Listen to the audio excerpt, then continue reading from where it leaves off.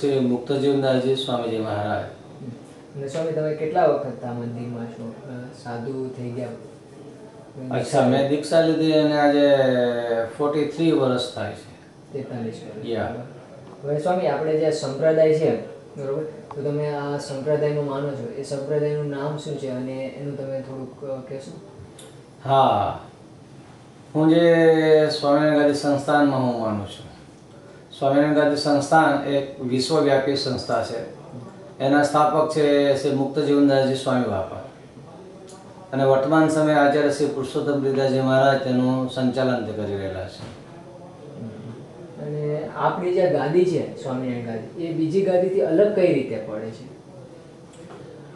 સ્વામિનારાયણ ગાદી બીજી ગાદીથી અલગ એ રીતે પડે છે કે શ્રી સ્વામિનારાયણ ગાદી એ મૂળ શ્રી સ્વામિનારાયણ ભગવાનને સ્થાપેલી. જે સ્વામિનારાયણ ગાદી, સ્વામિનારાયણ ભગવાન જે મૂળ ગાદી ઉપર બેસતા તે શ્રી સ્વામિનારાયણ ગાદી. સ્વામિનારાયણ ભગવાને 2 ગાદીઓ સ્થાપી, નરનારાયણ ગાદી અને લક્ષ્મીનારાયણ ગાદી. અને પોતાની જે મૂળ ગાદી છે તેની પરંપરામાં અમે આવીએ છીએ. બરોબર. એટલે જે ભગવાનને જે એના વખતમાં જે પોતાની ગાદી હતી એની આ પરંપરા છે. બરોબર. અને આપણી જે ગાદી છે અત્યારે, તો એ અલગ આપણે ક્યારથી કરેલી છે? અમે તો એવું માનીએ છીએ અને શાસ્ત્ર પ્રમાણે જોતા એવું લાગે છે કે સ્વામિનારાયણ ભગવાન અલગ તો મુક્તજીવનદાસજી સ્વામી બાપાએ સ્વામિનારાયણ ગાદી સંસ્થાને મૂળ સ્વરૂપ આપ્યું. બાકી તો જે શ્રી સ્વામિનારાયણ ભગવાને તમને પહેલું સમજાવ્યું એમ જે ગાદી ઉપર બેસતા હતા, 2 ગાદીઓ બાજુમાં મૂકી, વચમાં પોતે બેઠેલા હતા. એ જ ગાદી ત્યારથી જે સ્વામિનારાયણ ભગવાને સ્થાપેલી એ જ ગાદીની પરંપરા છે. અને આપણે જે ગાદી છે એનું તંત્ર આખું ઓર્ગેનાઇઝેશન કઈ રીતનું છે? કે જે સાધુને દીક્ષા આપવાની, પ્લસ જે આપણા સૌથી મોટા જે સ્વામી છે એમનાથી લઈને અત્યાર સુધી જે આપણે જે બધા સર્વે આપે છે આપણને અહીંયા વોલેન્ટરી, એ લોકોનું બધાનું કઈ રીતે આપણે હોય છે કામ, એમનું ડ્યુટી?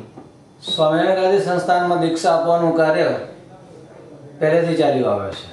આદિ અનાદિ સ્વામિનારાયણ ભગવાન સંપ્રદાય શરૂ કર્યો ને, પહેલે કીધું એમ ત્યારથી જ આ દીક્ષા આપવાની પરંપરા ચાલે છે. અને મુક્તજીવનદાસજી સ્વામીએ તેને બળ આપ્યું અને એટલે આ જ સંસ્થામાં અમે દીક્ષા આપીએ છીએ. પ્લસ જે વોલેન્ટિયરો જે સેવાભાવી જે સેવા તમારા જેવા બધા ભક્તો છે એ માનદ બધા સેવા આપે છે.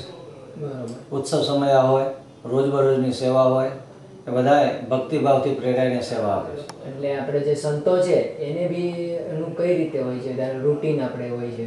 જે કે સંતોને સવારમાં વહેલા ઉઠી જવાનું હોય છે, નિયમ. સ્ત્રીધનનો સદંતર ત્યાગ છે. અને અમારી સંસ્થામાં અમારા જે સંતો છે એની તમામ જવાબદારી આ સંસ્થા સ્વીકારે છે.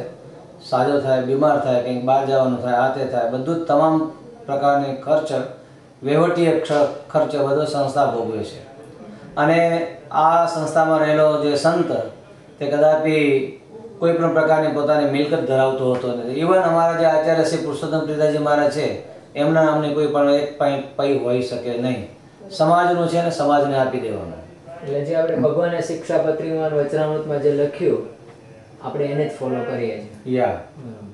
Oh, perfect. Don't bow. Just stay right there. આપણે જે દરેક જે હોય છે અહીંયા એની બધાની અલગ અલગ જવાબદારી કોઈ હોય છે ખરી? હાજી, દરેકને તે ખાતાની સોંપણી કરવામાં આવે છે. કોઈક ઇલેક્ટ્રિકમાં પાવરફુલ હોય તો એ લાઇટોનું સંભાળે છે. કોઈક કોઠારમાં પાવરફુલ હોય તો લોકોનું રસોડાનું ભંડારનું સંભાળે છે. કોઈક પછી વોટર સપ્લાયમાં પાવરફુલ હોય તો વોટર સપ્લાયનું સંભાળે છે. કોઈક શાસ્ત્ર પઠનમાં તો લગભગ બધા જ હોય. યોગાશ્રમ સવારમાં ઉઠીને યોગ કરવાનો, સવારમાં ઉઠીને ભગવાનની પ્રાર્થના કરવાની, પોતાનું શરીર સ્વાસ્થ્ય રહે એ પેલો સિદ્ધાંત હોવો જોઈએ. એટલે જે ફેકલ્ટીમાં મીન્સ તે કાર્યમાં જે પાવરફુલ ધરાવતા હોય, ઈચ્છા ધરાવતા હોય તે વ્યક્તિને તે સંતને અમે એ સેવા સોંપીએ છીએ. અને આપણે જે સ્વામી છે તો એમની મેઇન ડ્યુટી શું હોય છે અહીંયા આપણે સંપ્રદાય માટેની? સંપ્રદાય માટેની મેઇન ડ્યુટી એ છે કે ભાઈ લોકોને નિર્વ્યસની બનાવવા, લોકોને સંપ કેળવવો. આજે આપણે જાણીએ છીએ ગ્લોબલ વોર્મિંગની બહુ સમસ્યા ઊભી થઈ છે, તો એને માટે પણ લોકોને સજાગ કરવાના. બીજું આજે આપણે જાણીએ છીએ કે એઇડ્સની બીમારી જ્યાં જુઓ તત્ર સર્વત્ર ડોકિયા કાઢી રહી છે, એનાથી પણ લોકોને સાવચેતી આપવાની. પરોપકારનું કાર્ય સૌ પ્રથમ કરવાનું એ અમારો પહેલો સિદ્ધાંત છે. અને આપણે સંપ્રદાયમાં સંખ્યોગી બાઈઓ છે હા, સંપ્રદાયમાં સંસ્થામાં સાંખ્યોગી બહેનો છે. અને એમને દીક્ષા કોણ આપે છે? એમને દીક્ષા આપે છે એમના જે વડીલ બહેનો હોય તે. અમારા સાધુ સંતોને એમની જોડે કોઈ કનેક્શન નહીં. એટલે એમનું અલગથી આશ્રમ ને મંદિર ને બધું અલગથી જ છે. હાજી, એમને એમનું જે મંદિર છે તેનું સંચાલન પોતે કરી શકે છે અને એનું વૈવિધ્ય ક્ષેત્ર પણ પોતે સંભાળી શકે છે અને બહેનોને ઉપદેશ પણ પોતે સ્વતંત્ર રીતે આપી શકે છે. પણ સિવાય નિયમ એટલો કે જે સ્વામિનારાયણ ભગવાનના નિયમ છે તે નિયમમાં રહીને એ સેવા કાર્ય પોતે બજાવી રહેલા છે અને આ સંસ્થાને સમર્પિત છે. બરોબર. એટલે જે આપણે ભગવાન જે શિક્ષાપત્ર લખ્યું એનેથી આગળ કોઈ નહીં જતું ના. એ નહીં. અને આપણે તમે સ્વામી થોડું કહેશો કે જે આપણે જે સંપ્રદાય છે એ બીજાથી અલગ કઈ રીતે છે?